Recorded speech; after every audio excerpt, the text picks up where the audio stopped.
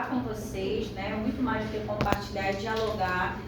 É desse lugar de professora da licenciatura em Educação do Campo da Universidade Federal Rural do Rio de Janeiro. E eu não quero fazer isso, né?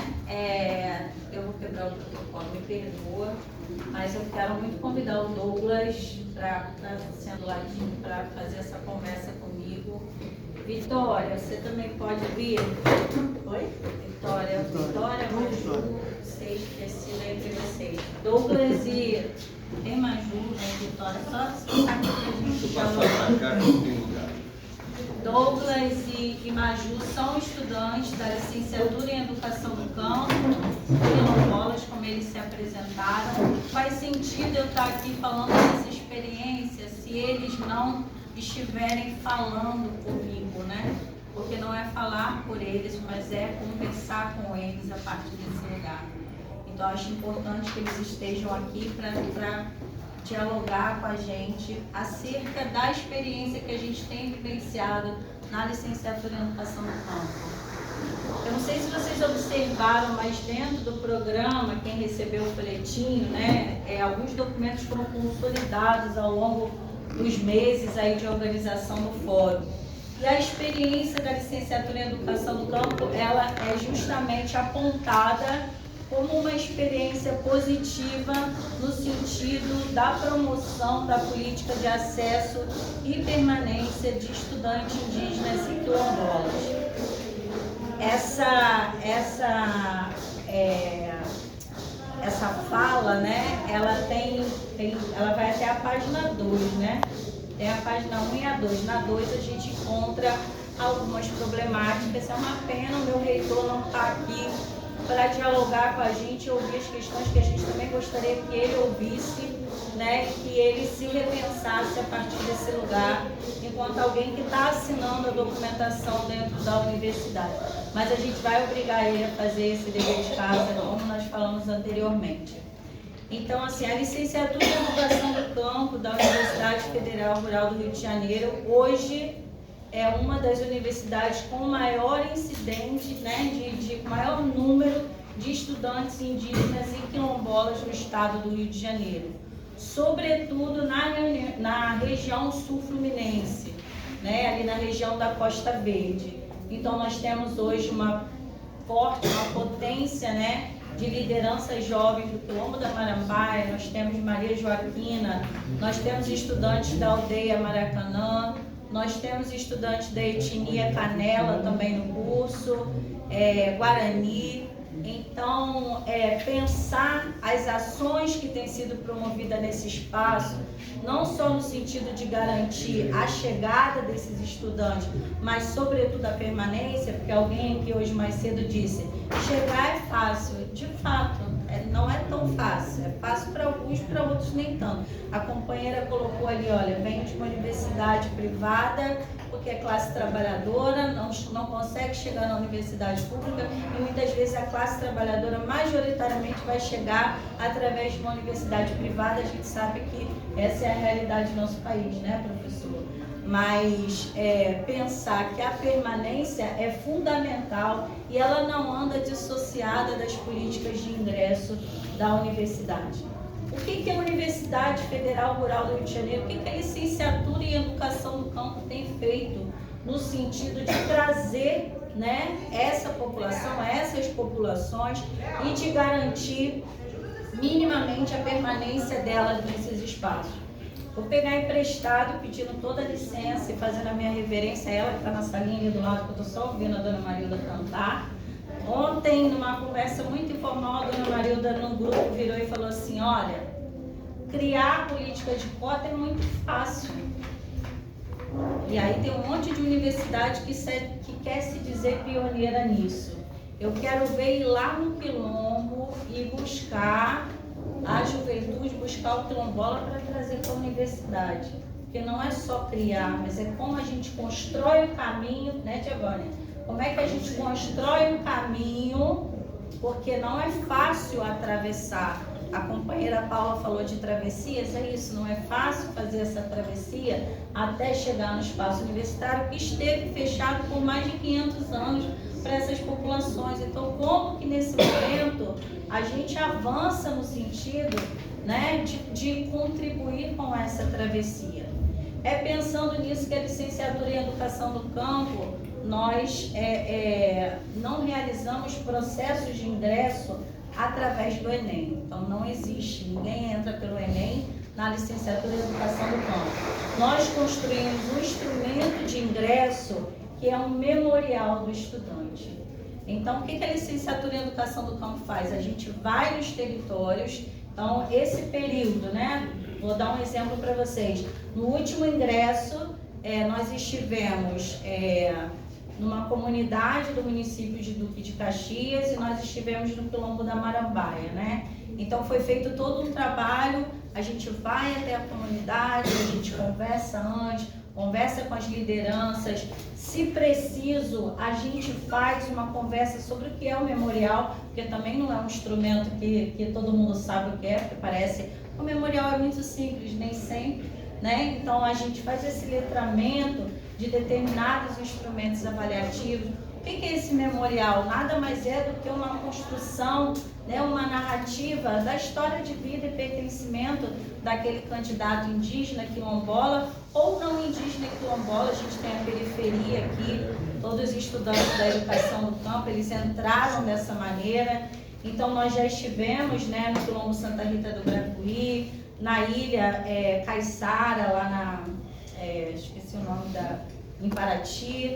Nós também fomos no Quilombo da Marambaia. Então, a gente vai na universidade, na comunidade, né, e consegue fazer a aplicação desse memorial. E aí a gente traz tudo isso, avalia, né? É óbvio, não é nota, né? Ninguém está ali para dizer, ó, o teu memorial valeu 10, o teu valeu 5, porque é menos importante. A gente sabe que é uma avaliação muito subjetiva, mas ali é para a gente conhecer, né? Ter acesso àquele candidato, àquela candidata que sonha em ingressar no ensino superior. Há algumas questões em relação a isso. Por quê? É a Rural quem faz isso? A Rural promove, a Rural, do ponto de vista econômico, né, da estrutura que a gente precisa, é a Rural quem banca? Não. Queria que meu reitor tivesse aqui do lado para falar. Não é a Rural quem banca. Isso é o curso de licenciatura em Educação do Campo, né? É a própria coordenação da licenciatura em Educação do Campo que politicamente se coloca nesse lugar, né? E o recurso que a gente utiliza quando tem é o recurso que o Pronera, né? Que agora com o Pronacampo, né? Nós somos o curso que é um curso de alternância, desse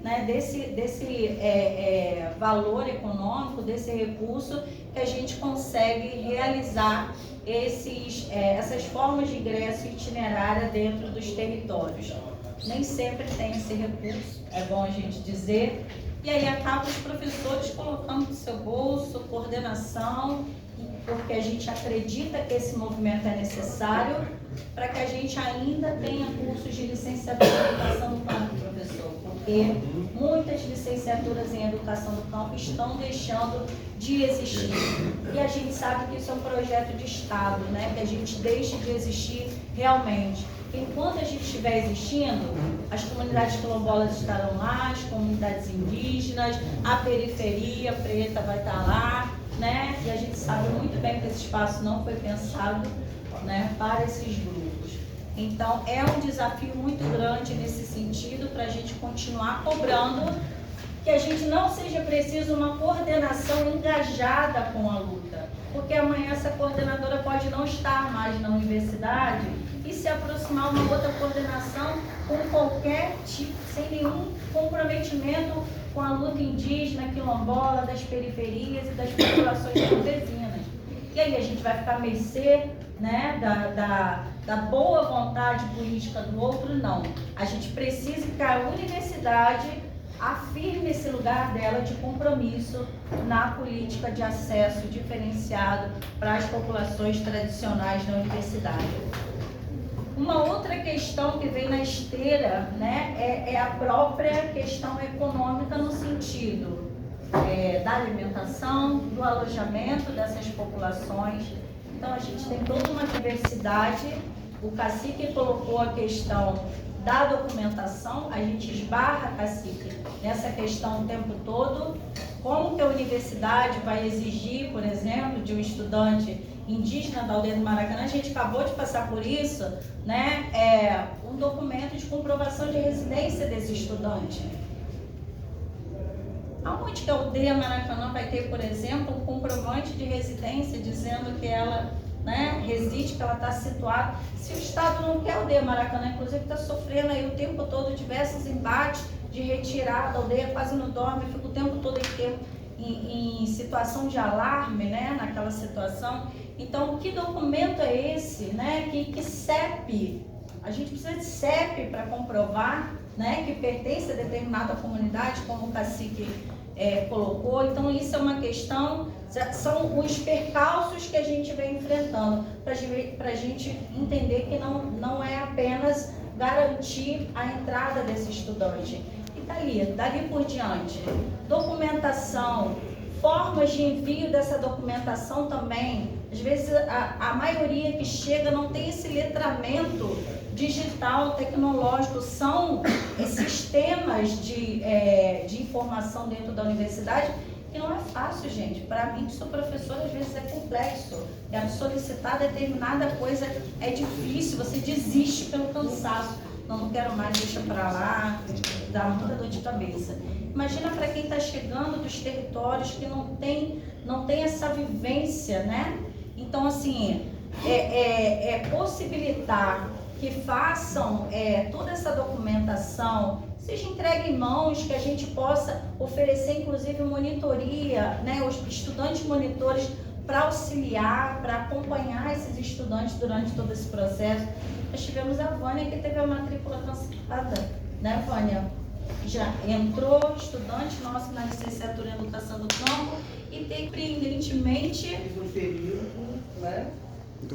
Tivemos férias, né? Sim. Eu ganhei matrícula e aí que fomos descobrir que tinha tido a minha matrícula cancelada. E qual foi o motivo, Vânia, da sua matrícula ser cancelada? A única coisa, depois de muito tempo que consegui, foi eles dizerem para mim que eu não havia prestado conta da minha renda. Oxi. Sim. Como que vai entrar todo o processo, né? Você tem que levar. E aí, companheiros, assim, eu sou viúva, né? Pensionista, essa é a minha renda. Pensionista de pedreiro, lá naquele tempo, lá de tempo bom, né, que a gente diz, em relação a dois. E aí, o que acontece? Você não sabe o que é o salário mínimo, né? Vem o desconto e esse mínimo vai ficando sempre mínimo. Como que eu tinha mais do que isso? Sendo que a norma empregada era que eu poderia solicitar o alojamento e a bolsa, tendo até um salário mínimo e meio. Se eu ganhava menos que eu ganhava um salário mínimo, né? E aí eu fui condenada por isso. E eu fiquei eu fiquei muito sem entender. E não conseguimos, né, Vânia, de forma alguma rever a matrícula da companheira no curso. Né? Ficamos sem respostas, vários questionamentos, direcionamentos da coordenação e não conseguimos, né, Vânia? A devolutiva foi que ela teve que fazer todo o processo novamente, todo o caminho inicial. Teria que fazer tudo de novo. E, assim, na verdade, enquanto criou a estradeira de minha comunidade, né? Enquanto uma das lideranças, eu não precisava estar na frente, porque a liderança não fica na frente. Mas eu fui para dar exemplo aos meus jovens de que nós somos capazes. E aí eles estão lá, e eu amo curso, dobro meus joelhos no chão toda hora, porque de qualquer forma a universidade não me venceu. Eu venci a universidade porque eles estão lá, eles estão, a comunidade quilombola da Marambaia está, e claro, eu estou também. Então, eu não fui derrotada até aí.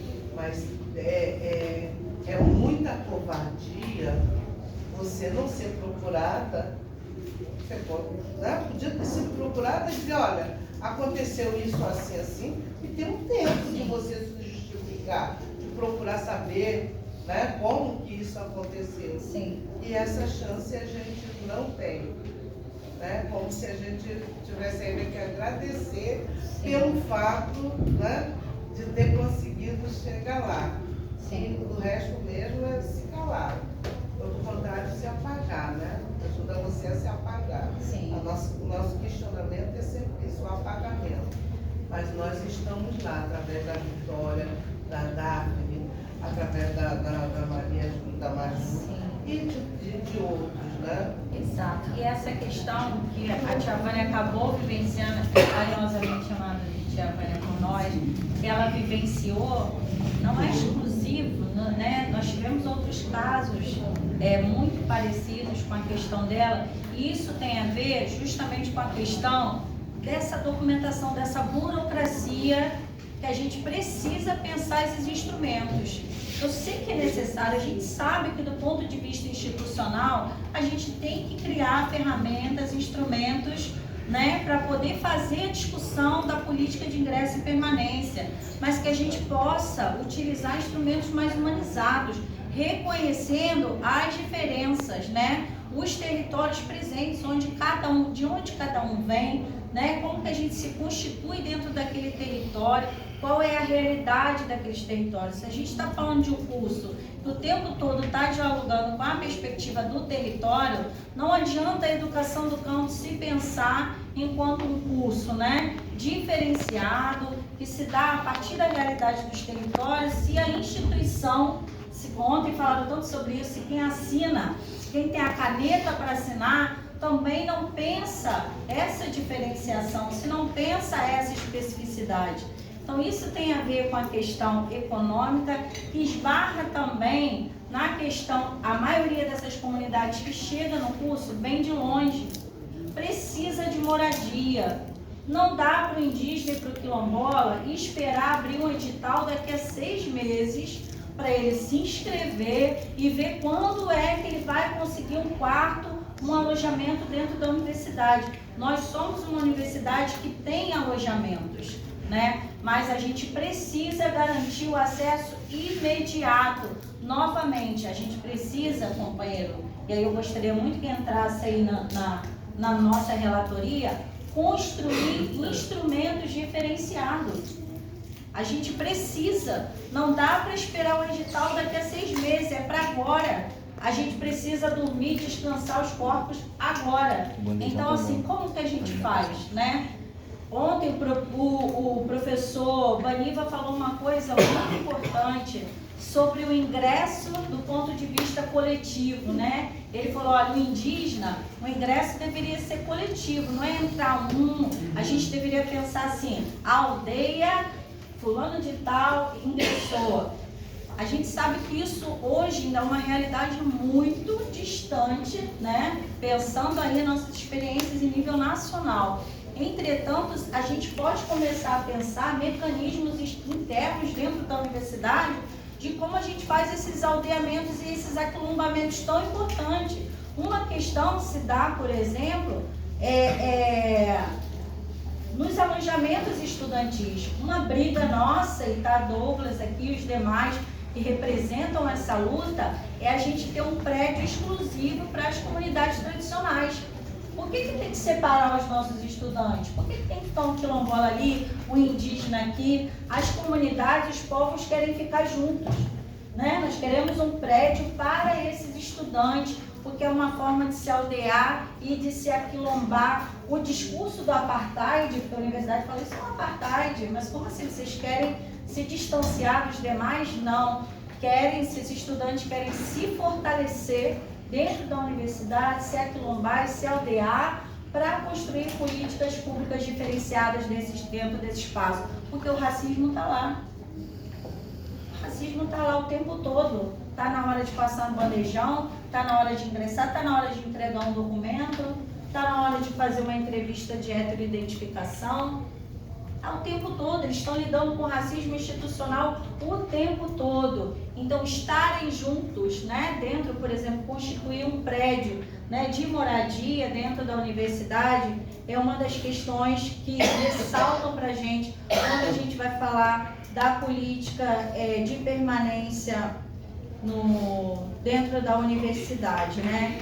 Outra questão são as estudantes que chegam com filhos. Nós temos famílias indígenas Canela, né, que tem filho, o esposo Canela, que é a nossa estudante Corê, ela é Canela, o esposo é Canela, Romeu, e tem um filhinho.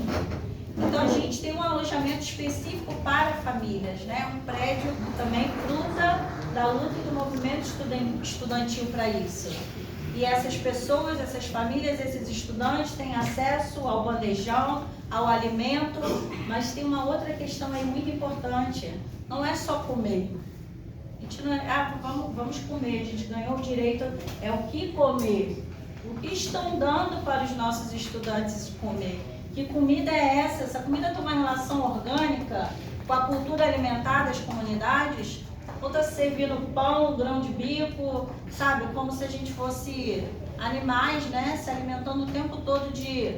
Não, é o que comer, é possível. O companheiro da Emater está aqui, nossa rede lá na Educação do Campo, companheiro da gente. Como pensar, por exemplo, com essa rede, né, de parcerias, um alimento saudável, um alimento que tem uma relação orgânica com a realidade das comunidades. Não é só comer, é o que vamos comer. E essa é uma outra discussão que as universidades precisam pensar quando vão discutir permanência. E não vai fazer isso dentro de gabinete de reitoria. Me desculpe, vai fazer isso junto com os coletivos sociais, vai fazer junto com vocês. Quem vai dizer o que comer são vocês, são as comunidades, são as aldeias. É esse coletivo que se forma. Tem questões que não serão decididas dentro de gabinete universitário, dentro das reitorias. Vai ser aqui, vai ser a partir de um coletivo como esse. A gente chega na questão de permanência, para encerrar, que é na questão das bolsas, né? Que aí a gente tem a política de bolsa interna e das bolsas externas. O que eu estou chamando de bolsa interna, né? A universidade tem uma série de programas, né? Como alguém falou do PIBID, Édia do PIBID, que é um programa de iniciação à docência. Nós temos na Educação do Campo, ganhamos agora um edital, que é o edital Equidade, com 72 bolsas, professor, de iniciação à docência, com grande incidência de estudantes indígenas e quilombolas. Gente, isso é maravilhoso, eu vou dizer por quê. Esses estudantes estão também nas escolas da periferia fazendo o programa de iniciação à docência.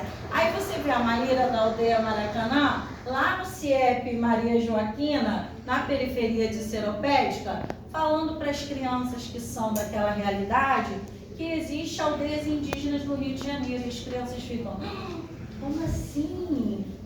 Você vê o quilombola dentro dessa escola falando que existem X comunidades quilombolas no estado do Rio de Janeiro. E eles ficam, o que é quilombola? Não conhecem. Não conhecem. Os professores das escolas básicas não conhecem. E eles ficam vislumbrados com aquilo.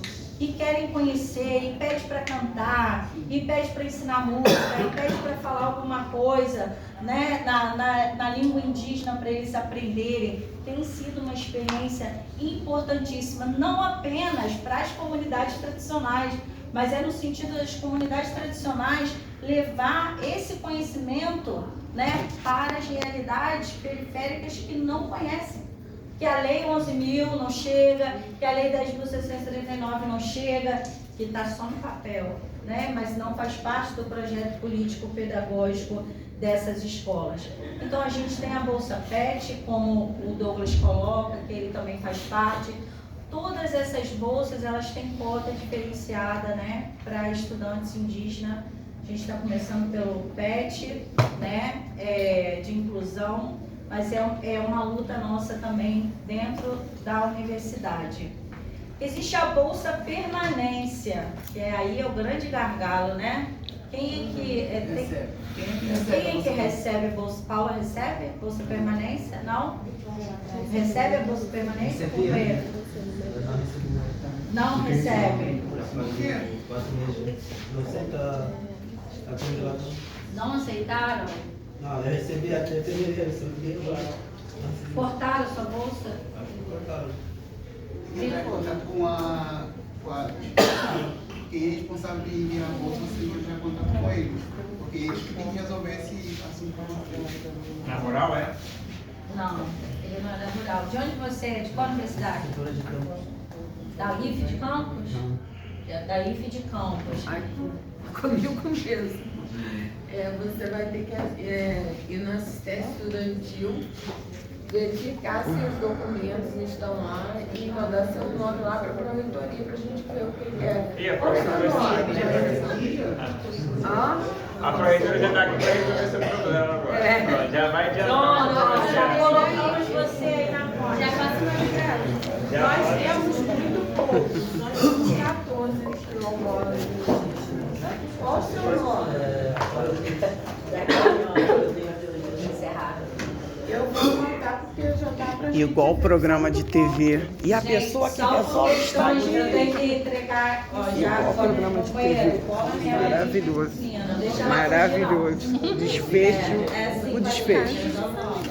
Gente, só pra gente encerrar, teria muita coisa sobre a nossa experiência para compartilhar, mas a gente vai continuar dialogando, certo? Uma coisa eu queria fechar para falar, e acho que eles estão aqui e podem falar disso muito melhor. Existem duas questões extremamente importantes quando a gente vai pensar permanência. Primeiro, é o protagonismo dos estudantes indígenas e quilombolas. Por isso que eu chamei eles estão representando o coletivo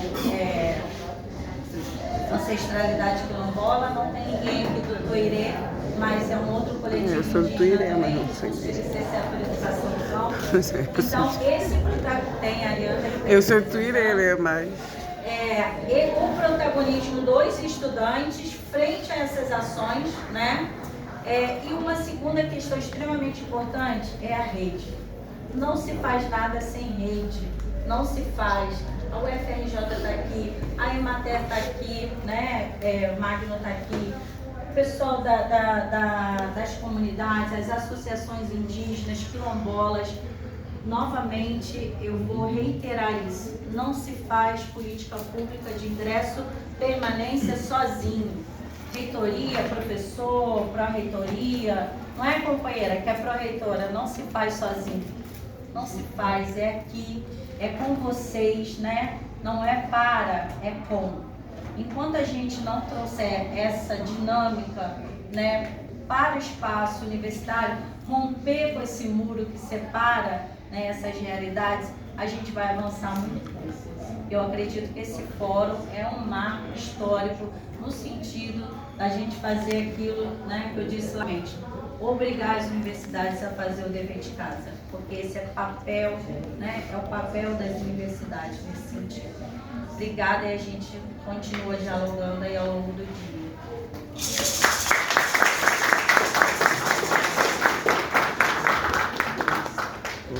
Agradecer aí mais uma vez a professora Gil, a professor Antônio.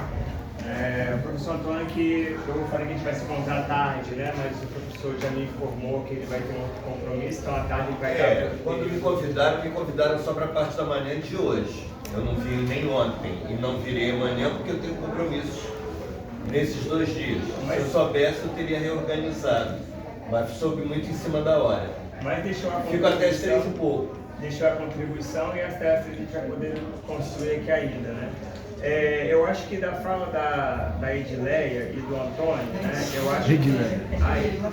É que ele tá me chamando de Edileia, de Dila. Cada hora um nome. O pessoal deve estar assim. Edileia também, não é isso? Mas pode falar Dila, gente. Dila, então eu vou Tipo Gelo, vou chamar de Dila. tipo Ed, Tipo Moreno. A contribuição, né? Eu acho que fica bastante evidente na fala de vocês o quanto a abertura da universidade para quilombolas, indígenas, né, ela traz uma mudança. Né? Eu acho que quando você traz o exemplo dos estudantes da rede que hoje estão no MPI, quando você traz o exemplo de um programa que é antigo, né, que é o Iniciação à Docência, o PIBID, e a potência que o PIBID ganha quando ele atinge um curso que tem estudantes indígenas e quilombolas, né? Então, assim, fica muito marcado o quanto não só as comunidades tradicionais ganham, mas como toda a sociedade, a partir desse movimento da nossa entrada na universidade, ganha pelas transformações que começam a acontecer a partir desse encontro. Né? E aí eu lembro da fala do professor Vanilla ontem, quando o professor Antônio não pôde ouvir, mas ele falava justamente dos boicotes constantes que nós, indígenas, negros e quilombolas, sofremos, porque quando a gente chega nos espaços, esses espaços já não são mais as mesmas coisas, eles já são transformados. Né? Então eu queria agradecer mais uma vez a fala da professora Dila, do professor Antônio, porque eu acho que marca essa potência e essa força, né? E por que essa abertura é tão necessária? Né? A gente está brigando por uma abertura que não diz respeito somente ao nosso projeto individual, mas um projeto coletivo e um projeto de transformação social, né? Da sociedade como um todo. Agradecer mais uma vez, professor. Você me permite só, eu acho que só para eu vou ter essa participação restrita, só para tentar fazer um breve, até para te ajudar, um breve levantamento dos pontos que nós tocamos. É muito engraçado você dizer que o PIBID é um programa antigo. Eu vejo ser criado. Para mim ele é novíssimo diante do que existe, até porque ele sofreu uma relativa descontinuidade no período Bolsonaro, né? A gente teve um retrocesso incrível. Olha só, eu acho que a gente falou da necessidade da articulação universidades, comunidades, portanto, do protagonismo de indígenas e quilombolas, né? E de populações da periferia, do campo, etc. Das formas de acesso, né, diferenciadas, são mais ou menos orgânicas. Essa questão, por exemplo, da presença no ensino privado é uma coisa que, por exemplo, lá no Mato Grosso do Sul, a organização das universidades oficiais, que hoje não tem mais dinheiro nenhum da Fundação Fora há muito tempo, montaram uma estrutura para receber também os alunos das particulares em certas ações específicas. Né? Então é possível também se pensar numa conexão entre públicas e privadas. Né? Depois, a necessidade de uma preparação, de um letramento do corpo docente, do corpo técnico, muitos problemas que vocês relataram aqui, operacionais, logísticos, são problemas do corpo técnico, que não tem a mínima tolerância. Não adianta dizer que é racismo institucional em geral, é preciso qualificar as ações. É racismo institucional? É. Agora, como é que ele se expressa? Em que ações? Uma delas é tratar de uma maneira diferente, para baixo, para botar para fora, quem tem direito a uma série de coisas. Outra, habitação e mobilidade, né? Que é um outro tema que me parece que será um tema de debate de hoje e de amanhã. Né? A questão da necessidade de... Dila é uma representante disso, de um grupo de referência dentro da universidade que escute, acompanhe, oriente, dialogue, facilite a vida, né? Que seja comprometido profundamente com a questão dessa transformação social, de projetos coletivos, como você chamou a atenção, Edson. A perspectiva de formação diferenciada, seja no meio da formação regular, do direito, não tem temas de direito indígena, não tem temas de direitos territoriais quilombolas. Isso existe, produzido pelo direito, mas isso não é dado nas disciplinas. Então, mesmo que não seja um curso diferenciado, tá? Conteúdos relativos aos povos indígenas e quilombolas poderiam estar nos cursos ditos universais, não gosto dessa palavra, mas vou usar só para diferenciar bastante, né? Acho que Dila chamou a atenção de uma outra coisa que eu acho que é fundamental, que a gente insistia lá atrás também, né? E que está expressa nessa ideia do rede de saberes. Não se trabalha senão em rede, nessa perspectiva. Em rede local, em rede municipal, em rede estadual e rede nacional. Sem isso, não vai, né? E uma outra questão, que é de que ou se luta sempre por mais recursos, e não adianta que às vezes o reitor não vai dar conta, o reitor o reitor tem todos os instrumentos para dizer, lavo minhas mãos, eu não tenho como, né? Por quê? Porque o reitor pode estar mais ou menos comprometido, eu conheci reitores comprometidíssimos que iam atrás de dinheiro, né? E outros estão dizendo, não tem dinheiro, né? Mas de qualquer forma, é preciso buscar recursos diferenciados, né? Esta é uma oportunidade histórica. A gente tem o Ministério dos Povos Indígenas, a gente tem o MIR, né? Pronacampo, a gente tem que pegar e enviar os resultados e as demandas para tudo isso hoje, né? Não é para depois de amanhã. Por quê? Porque ano que vem é 2026, é ano eleitoral. Pronto, acabei, desculpe aí. Mas acho que assim a gente dá uma arrumada nos temas de debate. Trazendo aqui, pessoal, mais alguns pontos que foram colocados, eu acho que a gente vai abrir o debate agora, né, para que a gente pode fazer por inscrição, né, e aí, se a gente, de acordo com o número de pessoas que quiserem falando, para que todo mundo consiga falar, a gente consiga de alguma forma abrir espaço para que todo mundo participe.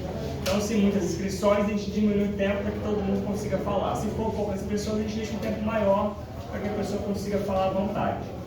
E aí, dentre as contribuições que foram colocadas pelo professor Dila, pelo professor Antônio, algumas questões já foram organizadas pela equipe que estava organizando o fórum, pela PIC, pela visita às aldeias, pela visita aos territórios.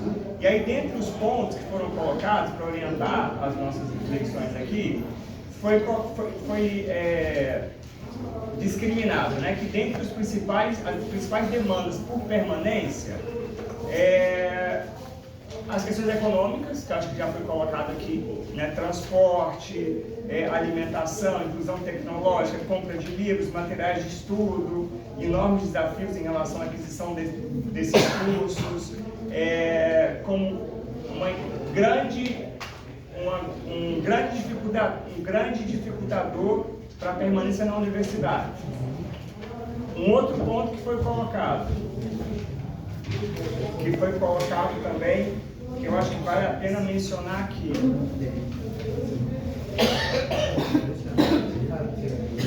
Está trocado.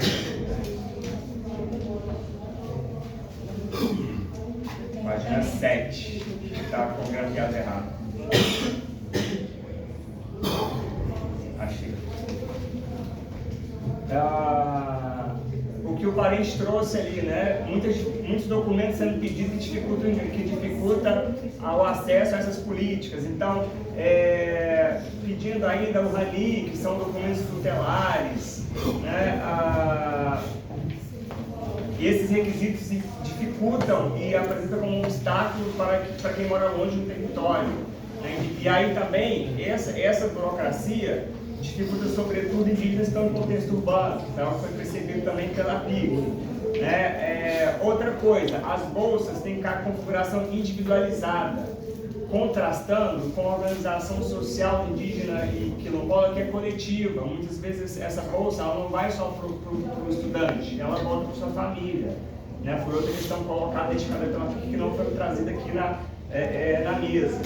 O racismo como um grande dificultador também da permanência. Vários parentes de contexto urbano e de território, de aldeias, relataram também essa vivência do racismo como impedimento. As pessoas,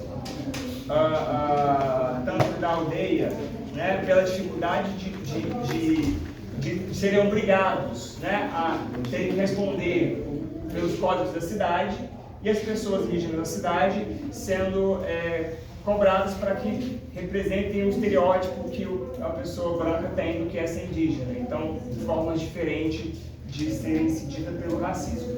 Esses foram alguns pontos que foram colocados, que vão ser bem breve aqui para orientar nosso debate, né, além do que foi colocado aqui pela mesa, né, para que a gente consiga, de alguma forma, avançar nessa discussão de permanência e assistência estudantil.